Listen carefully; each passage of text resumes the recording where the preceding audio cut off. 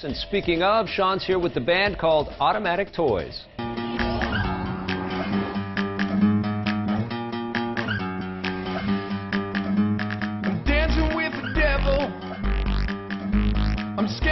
I'm in the studio with one of my favorite bands of all time, Automatic Toys. Now you guys, your sound is different from song to song, so I was just wondering how you decide what sound a song is going to be. We don't. I think we just decide how much fun we're going to have with it. We didn't want to put any limitations on it. We didn't want to put anything to give us boundaries, and we just wanted us to sound good and have fun with it.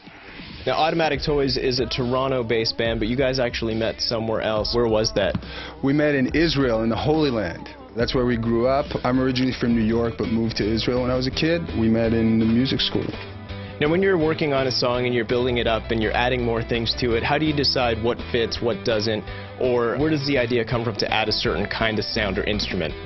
Basically, I sit around and then Nahum sits around with me just going through hundreds and hundreds of preset sounds, and then we take a preset sound that we like and find it, and then we tweak it up. There's no formula for it. It has to sound right and fit the song. And that's basically what we do. We just process of elimination. We go one by one by one, and we check them and we tweak them until it sounds great. I hear her inside of my head. We're drinking up the hours. The song Dancing with the Devil is awesome on its own, but you guys also have a really great video for this. So where did the idea for the video come from? For the video, we need to shout out an incredible YouTuber named Bitch Mink, who's a talented individual. And he basically said, I want to do this project, and I'm into your music, could we maybe work together?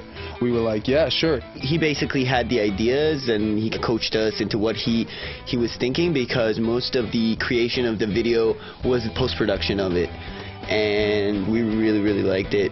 Now, you guys, you're obviously very heavily influenced by experimental stuff. You experiment a lot in the studio. How does that translate over to your live show? First of all, we have a member that isn't here, that he's part of Automatic Toys. His name is Mark Pellegrini, and he is our DJ, and he exposed us to a lot of experimental music. We saw new music that was coming out of UK that was just beautiful and amazing, and it upped the challenge because you want to make it work in a live show.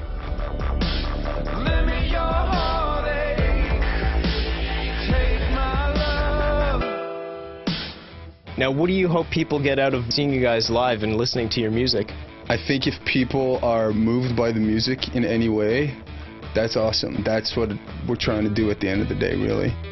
Well, I can guarantee you guys two things. One is if you go see Automatic Toys, you're going to have a good time. And two is if you go see Automatic Toys, you're probably going to see me there.